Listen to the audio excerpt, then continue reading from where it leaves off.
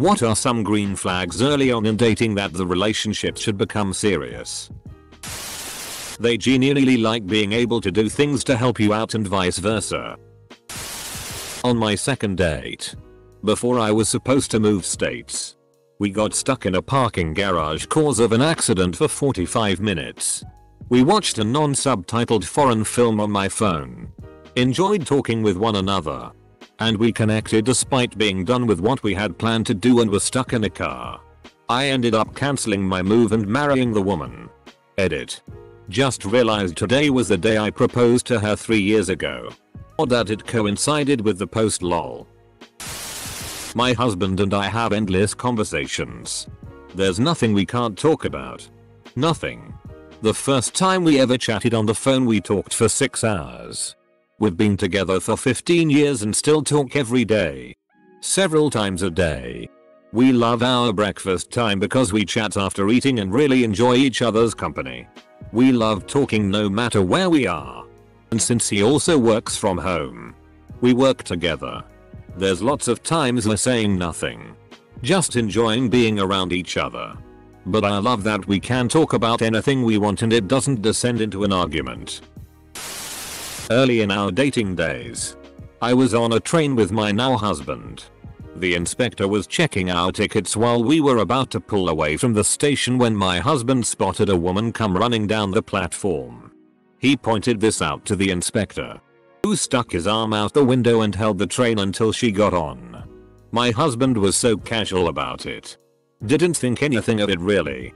And it was a small action, but one that likely made her day better. I thought it said a lot about his character. That he'd help out a stranger who didn't even know it. I was right. He is still that kind of guy. Both people genuinely enjoying the conversation. Being attentive to each other. About 4 months into my relationship I got injured. There was a chance that I wouldn't be able to walk again. My then girlfriend, now wife, said don't worry, it's going to be okay. We can figure this out either way. I'm okay now. But just knowing she was going to stay with me no matter what was huge. We've been together 8 years now. We have our challenges, but at the end of the day we both know we're there for each other. How good is their company during a drive? Or when there is nothing to do? My future wife and I found that we loved just spending time together. We could talk for hours in a car during a drive. Sometimes the drive was more interesting than where we were going.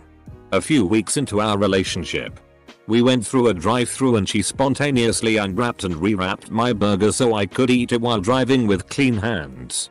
I knew I was going to marry her. Just over a week from now it will be 23 years.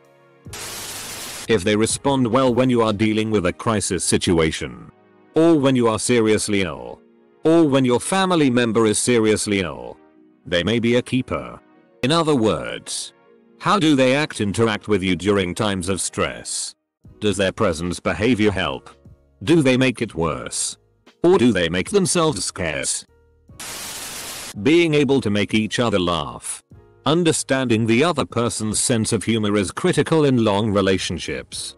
And besides, do you really want to get serious with someone who can't hardly make you laugh or smile? You genuinely enjoy one another's company during dull moments. Life's full of them and you are going to want a partner who you can enjoy them with. When you can talk forever about pretty much anything. And when something you have different opinions about becomes an interesting discussion rather than a fight. Encouraging growth. But doesn't try to change your foundation. When, during an argument, both parties take time to listen and respond thoughtfully to their partner and show genuine concern for the distress in their partner, even if it is small. The one that surprised me the most was being upset and telling my BF how I needed them to do this, help me with chores, walk the dog every once in a while, etc. because I was overwhelmed and frustrated, and he just responded, okay. I didn't know you felt like that. I'll try to do better, but please remind me if I forget, and that was that. And he did. It seems small and obvious. But holy crap, I don't think I had ever felt more heard. The ability to apologize. If your partner never sees their faults, it'll never work. Do they respect your boundaries? Do they apologize or acknowledge if they have done something wrong without making themselves the victim? You go on a road trip together and still like each other at the end of it. Comfortable silences. If you can enjoy each other's companies without needing a distraction, you're usually golden. Edit. Thanks for awards. I'd like to thank the Academy and the kind strangers. Noticing the other does not take themselves too seriously. In the very early days of dating my now husband, we took a long road trip for a romantic getaway in Boston. The first night in town, expensive dinner in a famous seafood restaurant. The server brings the bill and takes my date's credit card. Server comes back with the news that the credit card was declined. Both he and I burst out laughing at the same moment. That was my green flag. Being weird together after only a couple of dates. It has taken me forever with most. But if I'm able to open up and be silly, then I know it's a really good sign, as I'm an introvert and incredibly shy around someone new. Especially someone I see as a partner. If you set a boundary and they respect it. If you say that you are more comfortable meeting them at the date location after they offer you a ride, they shouldn't insist on picking you up. When you feel completely at ease with them. You feel you can totally be yourself. Love is fireworks at first, but if they come with a warm glow rather than edginess, that's a good sign. Being comfortable with time apart. Early on in my relationship, he went out of town with his family. When he arrived back in town, he called me and thanked me for giving him space. But now he misses me and wants to come over. Apparently, his last girlfriend had him on the phone day and night when he was out of town, and he was shocked I didn't call him at all. I was respecting his space. We've been married 5 years now. And I still don't bother him when he's gone for a weekend. He calls me every night before bed. But I don't bug him because I want him to enjoy his time without worrying about me. It helps that I trust him. If the person is genuinely a busy person but will always find time to see you and spend time with you. They don't push their preferences on you and pressure you to maintain them. They're okay with spending time apart. A significant other, or even just a friend, that can spend their own time alone and doesn't absolutely need you to be happy is a major green flag. You should make each other's lives better, not become each other's entire lives. Open communication about sex and feelings. Holding that stuff in for too long can lead to built-up resentment, communication breakdown, confusion, depression, all sorts of issues down the road. And being okay with raising concerns and issues, like if you find a person who can deal with that level-headedly. Maybe even not agree, but at least hear your piece without getting offended. You're a winner. I don't believe in relationships where there are no conflicts or concerns ever. That just doesn't happen. Relationships are bumpy and full of snags. And being able to navigate them together is so important. I met my wife when I was unemployed and she still dated me. On my first date with my future spouse, we had planned to spend some time together. Then go get a bite and be done by evening. When the date was supposed to end, I invited her for a walking tour of my campus. And that was supposed to end. She invited me on a tour of hers. When that was supposed to end, she asked if I'd ever walked a pretty nearby neighborhood. And we walked there. It was now about 11 PM. I offered to walk her home. I went to walk home. She invited me in for tea. We sat in her living room. Sometimes in long stretches of blissfully relaxing silence, just smiling. And I wasn't on my way home until 2 AM. 8 hours after the date was meant to have ended. If they treat you well when it all goes sideways.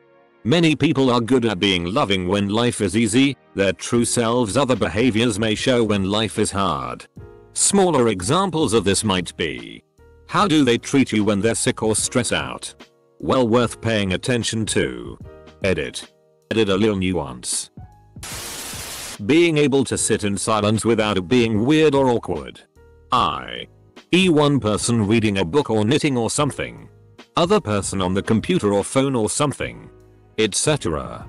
If you can be in each other's space while doing your own things and not be bothered by what the other is doing or that their attention isn't on you, and vice versa, I think that's a sign that you can be together but independent. This isn't limited to romantic relationships either. My husband and I backcountry camped on our second date. He was a pro, so I trusted him. He says he was impressed at my willingness to be bold and do something adventurous. We spent several hours hiking into a spot with only conversation in the woods. We set up camp and cooked together. The feeling was peace. Just at peace to be with each other. Work as a team and comfortable with the quiet and fire. I knew he was the one that night. I always thought love at first sight would be a powerful rush or energy. Turns out it feels like coming home. When your soul feels at peace. That's a green flag, my friends. When you are around them, you feel like you're the best version of yourself, the person you want to be. But they shouldn't be changing you. It should be more like naturally bringing out your preferred version of your genuine self. This recently happened to my sister. She'd been chatting with this guy for a while and it was finally safe for them to meet in person. She went out with him and ended up eating something that didn't agree with her. Deep fried pickles are a never again food now.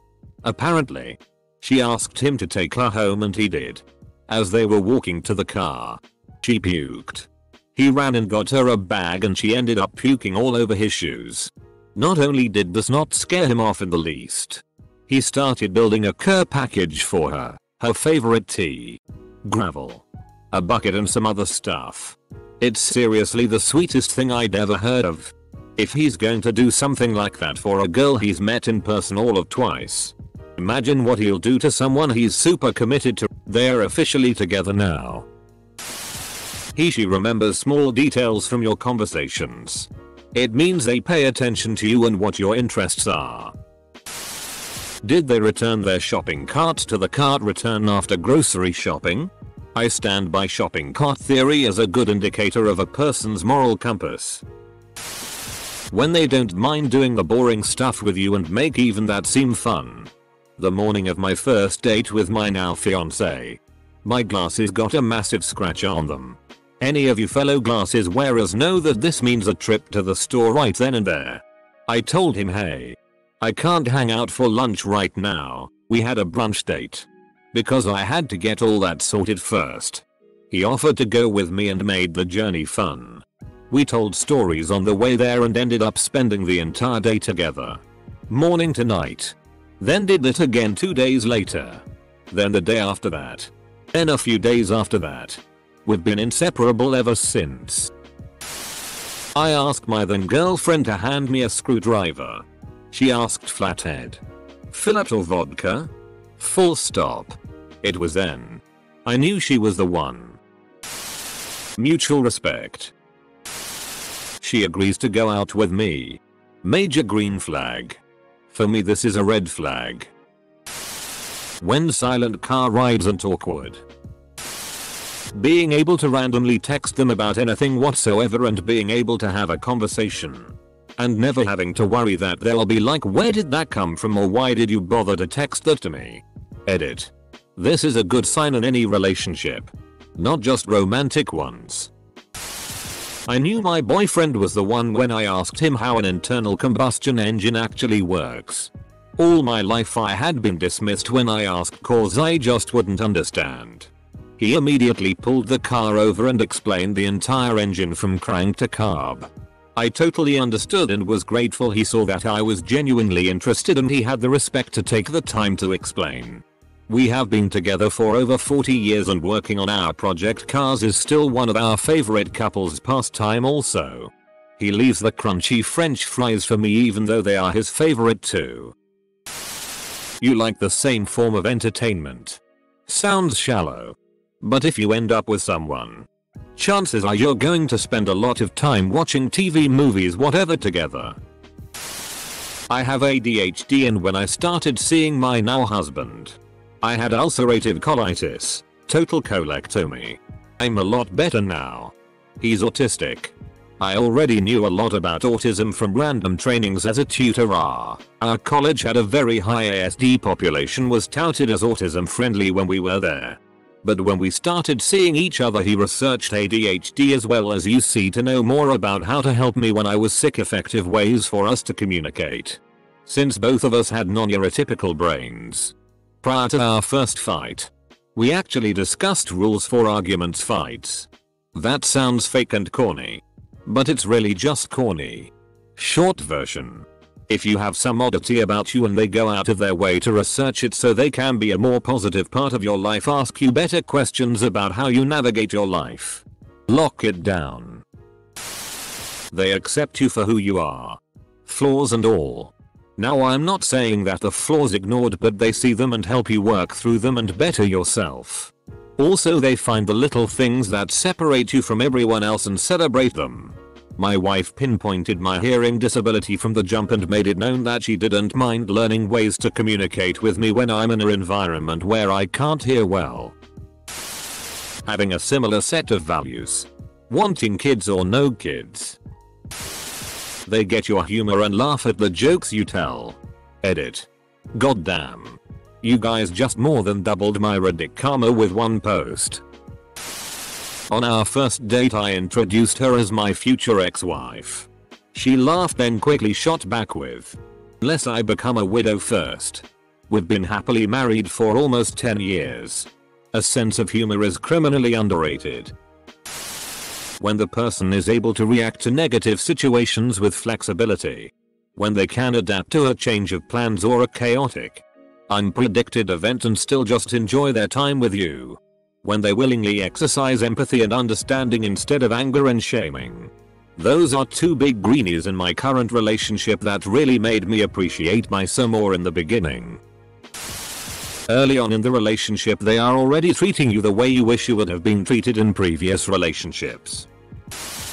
If they wear their national flag on their clothing and they're from Afghanistan, Algeria, Bangladesh, Belarus, Benin, Bolivia, Brazil, Bulgaria, Burkina Faso, Burundi, Cameroon, Central African Republic, Comoros, Djibouti, Dominica, Equatorial Guinea, Gabon, Gambia, Ghana, Guinea, Guinea-Bissau, Guyana, Hungary, Iran, Iraq, Ireland, Italy, Jamaica, Jordan, Kenya, Kuwait, Lebanon, Libya, Lithuania, Madagascar, Malawi, Maldives, Mali, Mauritania, Mexico, Morocco, Mozambique, Namibia, Nigeria, Oman,